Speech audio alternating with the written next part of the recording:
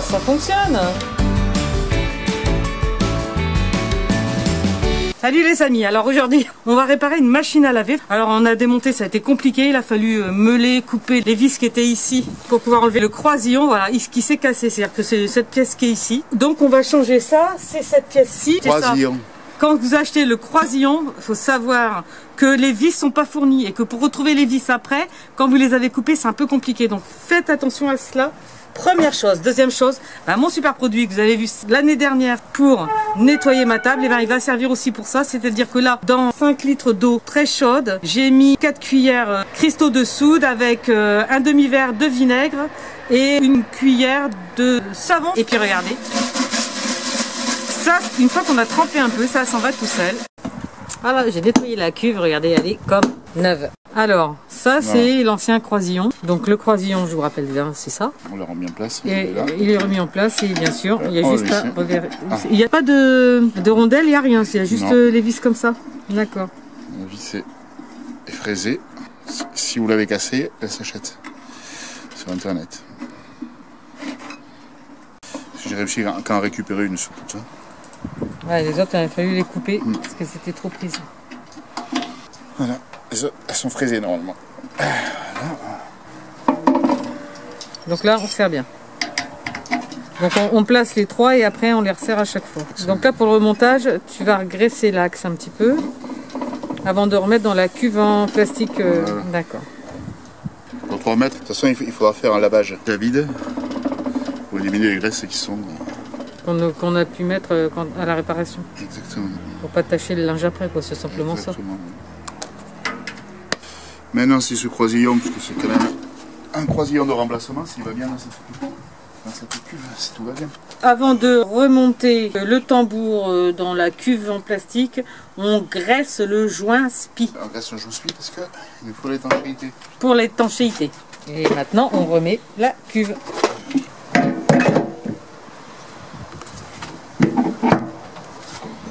Voilà, il faut que le truc là il sorte bien.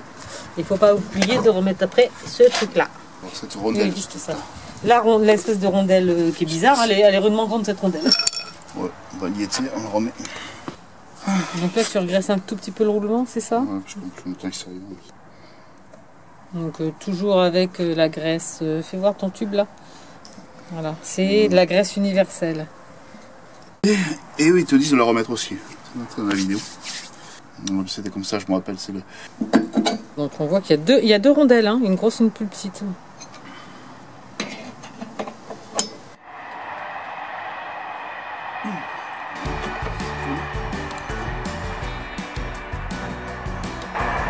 On voit que ça tourne bien. Il n'y a plus de bruit de frottement ni rien. Tout va bien. Donc là tu nettoies bien le joint. Quoi, avec le mieux, si on arrive à trouver le même joint, parce que moi j'ai pas trouvé le même joint. Non, le mieux c'est de le changer, c'est ça? Voilà. D'accord. Donc on nettoie bien de toute la poussière. Donc là, comme tu n'as pas trouvé de joint, tu vas réétanchéifier avec du joint de silicone de salle de bain, quoi, c'est ça? Tu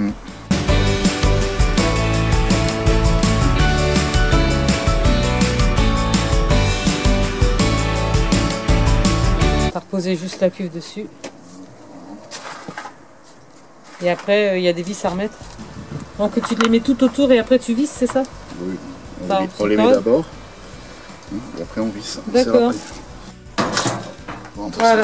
Donc on a remis toutes les 15 vis en les vissant à chaque fois. Tu m'as dit en quinconce, c'est-à-dire à l'opposé. C'est-à-dire que quand je commence à visser là, je commence à visser en dessous, je commence à visser sur le côté, je commence à visser de l'autre côté. C'est ça, hein? Voilà, c'est ça. Allez.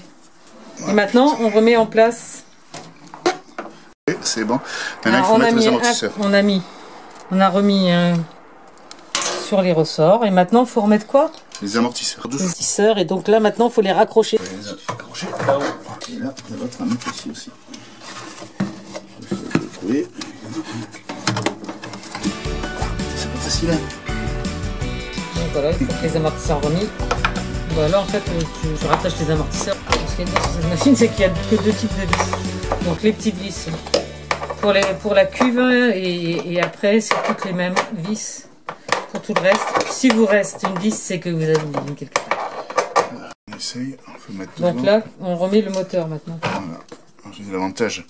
L'avantage d'avoir incliné la machine, c'est qu'on est bien comme ça. C'est vrai qu'on est on arrive à être quand même beaucoup mieux. On va mettre 2 autres vis. Ça c'est bien. Tout ce qui est asiatique, souvent, ils se font pas chier, c'est bien. C'est-à-dire? On appelle ça, on a toutes les vis, c'est toutes les mêmes.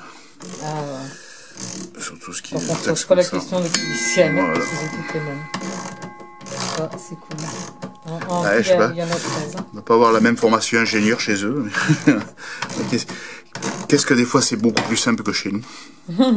Qu'est-ce que des fois c'est beaucoup plus simple?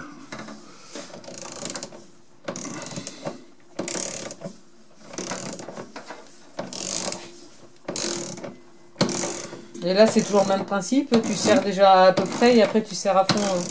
Non, mais là, il n'y en a que 2 donc. Pas de souci. Ouais. On serre d'un coup. Après, on serre jamais tout d'un coup.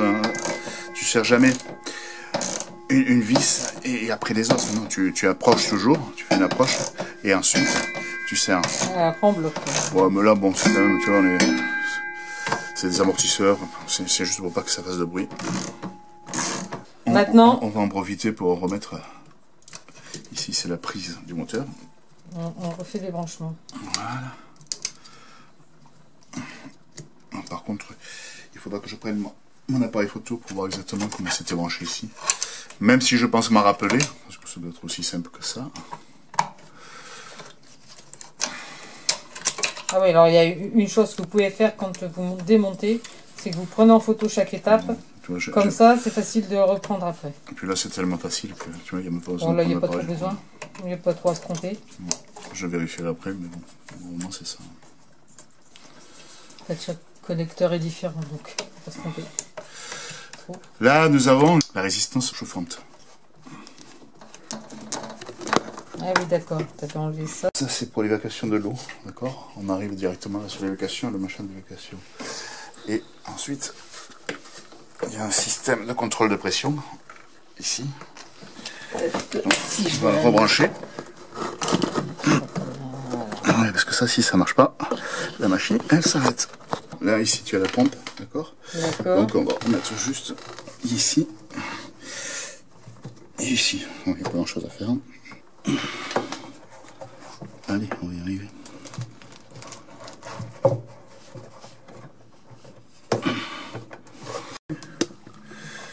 Bon, là, on a réussi à la mettre, donc maintenant, j'ai plus qu'à. En fait, ce système, c'est quand on dévisse, ça serre. Voilà. C'est à l'envers, quoi. Ouais. D'accord. Bon, en fait, c'est parce que c'est croisé. D'accord? Quand je visse, ça desserre, quand je dévisse, ça serre. On continue le remontage. En remettant... Petite masselotte. C'est la stabilisante. Et toujours les vis, il faut les visser à la main. Toujours au début, on visse à la main, on les insère bien. Faut pas abîmer, pas de vis. Bon, allez, on repositionne le joint. Donc là, ça va tout seul. Il suffit de le renclencher. Ouais. Donc on commence bien, surtout par le repère. C'est-à-dire que la pointe, elle est là, il faut être devant la pointe. Et après, ça se remet tout seul, ça s'enclenche tout seul. Il faut le remettre derrière là, comme ça. Voilà.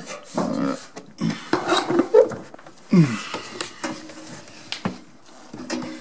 Donc on le remet tout le long.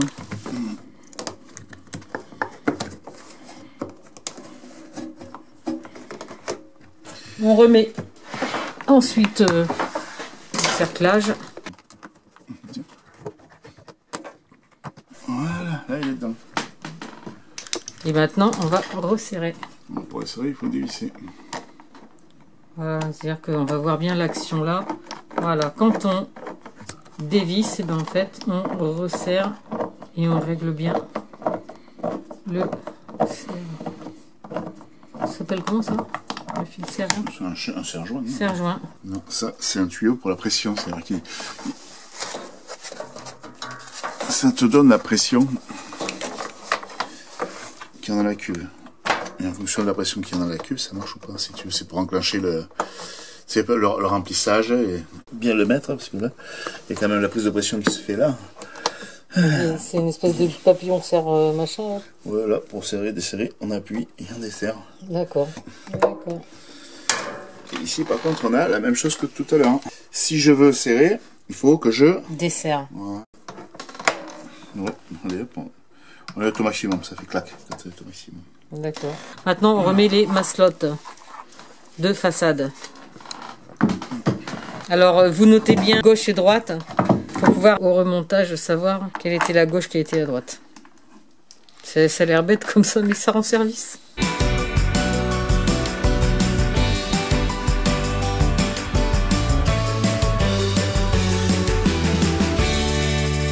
Donc, on a remis le joint, on a remis les maslottes, j'ai bien nettoyé avec mon produit. Lui, il a bien marché aussi ici. Et maintenant, qu'est-ce qu'il faut remettre, on va remettre la façade. Ouais. Elle est super, c'est encore bien parce que ça s'enclenche. Les pays asiatiques, ils ont des super ingénieurs qui font que les choses sont super. Voilà, et là, il n'y a plus qu'à mettre des petites vis en fait. Voilà, on a mis dans une boîte pour pas avoir à les perdre. Donc maintenant, on remet le joint sur la porte de la façade. Ici. Hop, hop, hop, hop, hop, hop. Ça tient bien, c'est bon. Il faut remettre donc après le collier avec le petit ressort. C'est bien qu'on n'y arrive pas.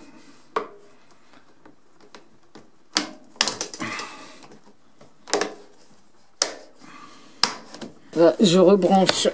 Voilà, ici, la fiche.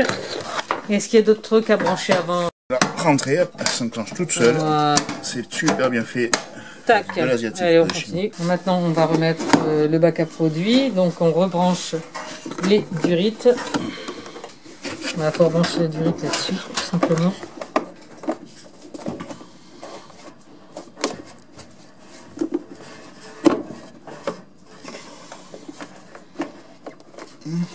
Super. Et puis, il y a celle-ci aussi à brancher, mais ça serait plus facile, la petite.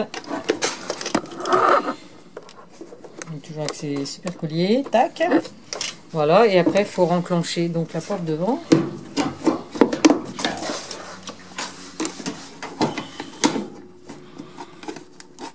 Voilà. Impeccable, ça y est, c'est fait. On va voir si ça sent bien.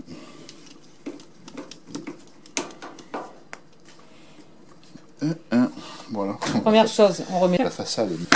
Voilà. Ça s'emboîte, tout simplement. Donc je force.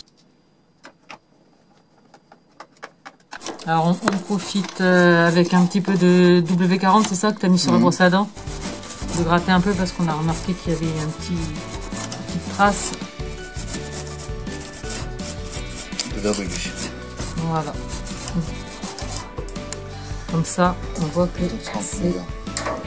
le contact sera bon et ça risquera rien. Voilà. Donc là on vérifie que la photo, le petit verre dans le verre, voilà. Après, le blanc, le bleu,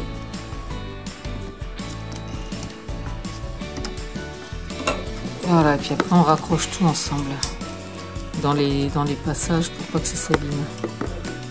On remet tout dans les colliers. Voilà, maintenant, une fois qu'on a bien tout reconnecté, on remet les vis. Bon allez, on remet la courroie sur la poulie. Alors ça passe là en bas et là ensuite. C'est comme ça et quand on tourne, voilà, ça tourne un peu comme sur les vélos hein, en fait. Voilà. Et voilà, c'est repositionné aussi. Donc là, tu retends un petit peu la courroie. Non, je retends pas la courroie. Tu refermes la poulie. Voilà, on l'a fait brièvement tout à l'heure. Voilà, on a vu ça doit être pas mal. Il reste plus que le dessus à mettre et c'est fini. On vérifie maintenant qu'on n'a rien oublié. Et on met en dernier le capot. Elle a bien pris l'eau et elle tourne. Donc pour l'instant, on a laissé quand même ouvert pour vérifier, puisque là on n'est pas des professionnels. Pour vérifier que tout allait bien, qu'il n'y avait pas de fuite, qu'il n'y avait rien. Et pour l'instant, tout est impeccable. Donc quand tu fais toi-même les choses, quand même, prends toutes les précautions possibles et vérifie. Et n'oublie pas de débrancher la machine avant de commencer. Ouais, mais il faut la rebrancher pour faire le test. Ça marche. Bon, alors c'est le panier à Jacques qui est en train d'être lavé, hein, parce qu'on a laissé ça sous la main et que le pauvre, Il dit un petit peu un continent, Jacques. Tu travailles, Jacques, t'as les outils? Non, lui, il s'en fout, il dort. Voilà. Réparation effectuée, ça tourne bien. Il reste 2 minutes, on est en essorage, on a mis en 400 au départ. Mais bon, on voit qu'il n'y a pas de problème. Cette réparation, elle aura coûté combien à peu près? 140 €, c'est ça? Hein, puisqu'on a remplacé donc les 2 roulements et le croisillon. Donc voilà, comme quoi, quand on n'est pas des experts ni des professionnels, mais des simples amateurs peuvent réparer leur machine à laver. On vous dit à bientôt pour une nouvelle vidéo. Toujours tendance à faire les choses moi-même. Vous avez vu, cette année, c'est du lourd. On fait de mieux en mieux, de plus en plus. Ouh.